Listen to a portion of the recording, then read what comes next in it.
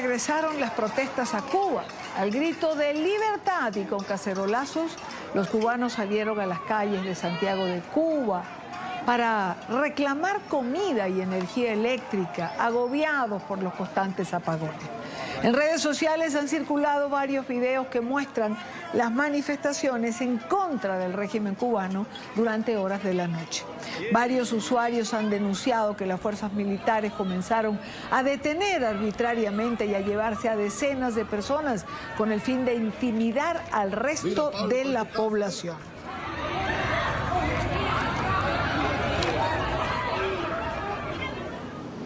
Precisamente hacemos contacto en La Habana con Boris González Arenas. Él es defensor de los derechos humanos, es periodista, tiene 15 años de experiencia en el trabajo de activista político y trabajando también en la sociedad civil.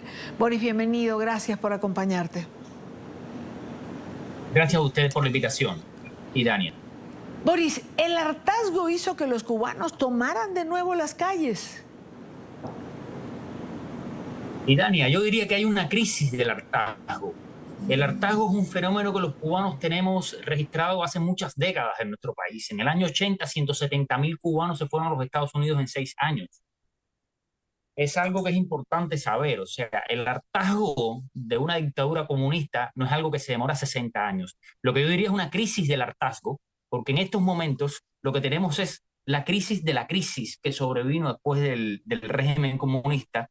Y es una crisis donde estamos pasando hambre y los cubanos están muriendo de hambre.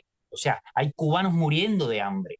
Hay cubanos que están viendo a sus hijos morirse en los hospitales sin las medicinas básicas, que hace 8 años, en crisis de medicamentos, teníamos ya, y sin embargo hoy ni siquiera esas existen. Hay casos mesurables, no es algo que yo te estoy hablando en abstracto. Estamos en este momento celebrando toda la sociedad cubana la salvación de la niña Amanda, que era una niña que había desahuciado el sistema de salud cubano y que la sociedad civil se movilizó en pleno, la logró sacar del país y la operaron hace 2 días. Pero es que niños así hay cientos, si no miles en este país. Y entonces, en ese estado de abandono, con una violencia extraordinaria y atroz por parte del régimen comunista, con una corrupción a todos los niveles, desde el ejército hasta la clase política, por supuesto, hay una crisis profunda del hartazgo.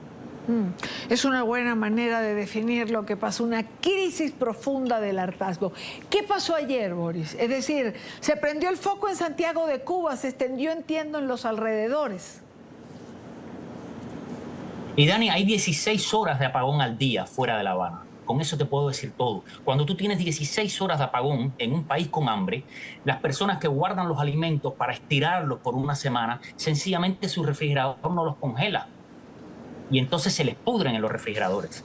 Pero además, los sistemas de acueducto no tienen cómo encender los motores que alan el agua. Y entonces las personas están en apagón, sin comida y sin agua. Esa es la condición a la que el régimen comunista está sometiendo hace muchos meses al conjunto de la nación cubana. Y es, o aceptas esto o te molemos a golpes. Aceptas esto o te matamos. Porque tenemos mártires como Diubes Laurencio, por ejemplo, que el 11 de julio de 2021 fue asesinado en un barrio pobre de La Habana y que el policía todavía hoy se pasea con su uniforme de policía por el mismo barrio donde asesinó a ese joven que estaba en medio de una manifestación. O sea, tenemos un gravísimo problema ya de sobrevivencia. No es que nuestra vida está sometida a limitaciones o a faltas de recursos, es que en este momento nuestra propia vida está en juego. Y eso es lo que ha pasado y por eso es que las personas han ido a Santiago de Cuba. ¿Qué pasa? Después del 11 de julio del 2021, que La Habana se llenó de, yo te diría que decenas de miles de cubanos protestando en las calles, el régimen comunista comprendió que tenía que cuidar La Habana. Y entonces en La Habana no se nos va la luz. Y La Habana somos 2 millones de habitantes y probablemente como nuestro poder adquisitivo es ligeramente superior, quizás seamos los que más combustible consumimos. Y como el régimen tiene una déficit en este momento muy grande para generar electricidad, pues entonces recarga sobre las provincias el déficit general del país para no afectar a La Habana. Entonces a mí prácticamente no se me le va la luz, pero a mis colegas de provincia se les va 8, 10, 12 y 15 horas al día. Se levantan por la mañana y tienen que cocinar toda la comida si tienen luz. Y si no tienen luz a esa hora, pues cuando venga la luz tienen que estar en la casa. no pueden trabajar, tienen que estar en la casa para poder cocinar, para poder, si tienen una lavadora, lavar la ropa, para poder hacer las labores que la electricidad requiere. Esa es la condición en la que estamos viviendo los cubanos en el año 2023. Condiciones paupérrimas que empujan de alguna manera a los cubanos hacia una miseria insostenible. Represión, Boris. No te quepa duda, Idania, de que este es un régimen que se mantiene únicamente por la administración sin piedad del terror. O sea, los Estados Unidos tienen a Cuba en una lista de países terroristas. Bien, no es quitar, no es que eso es un fraude, como dice el régimen cubano, es que en realidad muchísimos países del mundo deberían incluir al castrismo como una organización terrorista. Eso es lo que debería ser, porque por eso es que este país se mantiene un régimen político que surgió con el terror.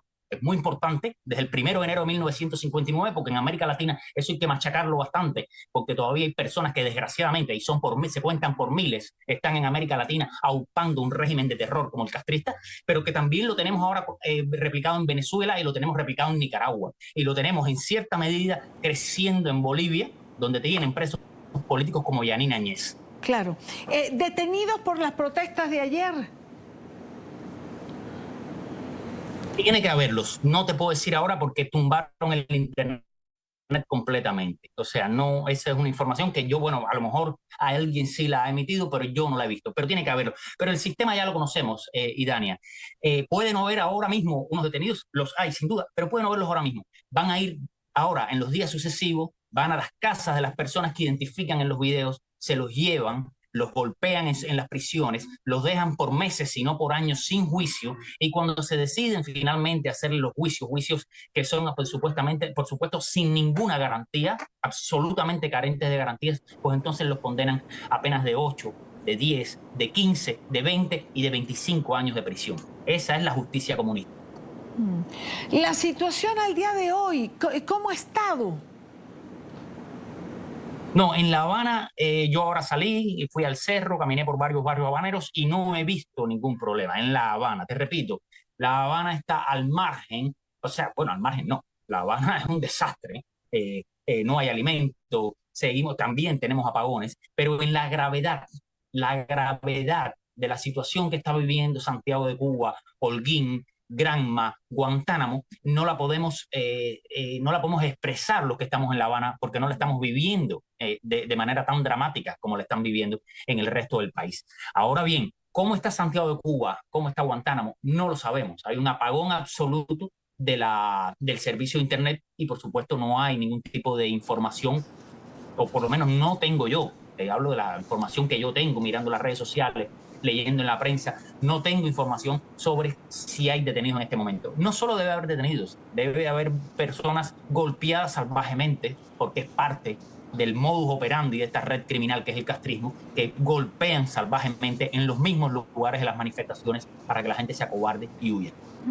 ¿Alguna reacción, Boris, particular por parte del régimen? ¿Alguna narrativa? Siempre hay el mismo discurso.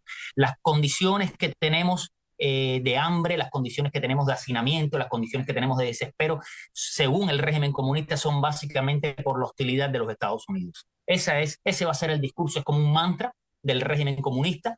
O sea, a las personas en América Latina no se les puede explicar fácilmente porque no tienen un régimen como el que tenemos nosotros. O sea, en Cuba tú no puedes comprar una vaca si eres un campesino. En Cuba tú no puedes tener 100 vacas si eres un campesino. En Cuba tú no puedes importar alimento para tus vacas. En Cuba tú no puedes matar libremente las vacas y venderlas en un mercado. Tú no puedes crear un mercado. Nada de eso lo puedes hacer porque hay toda una red de leyes, un sistema de leyes regular y procedimientos irregulares que impiden que se genere alimento. Solo decirte esto, ante la revolución castrista, en Cuba se autoabastecía de carne y de leche.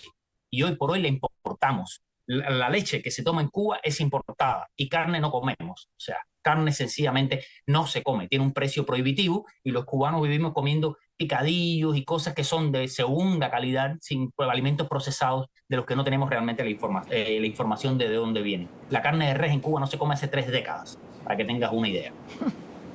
Quiero agradecer a Boris González Arenas, defensor de los derechos humanos. Gracias, Boris, por estar con nosotros. Y Dania, les agradezco a ustedes el interés y no pierdan la atención de lo que va a pasar en los días sucesivos, porque hay muchos cubanos que van a ser golpeados, vejados, ultrajados, y es muy importante promover la situación de ellos. Nunca, nunca perdemos ni el interés ni la atención. Siempre estamos atentos a lo que ocurre en la isla.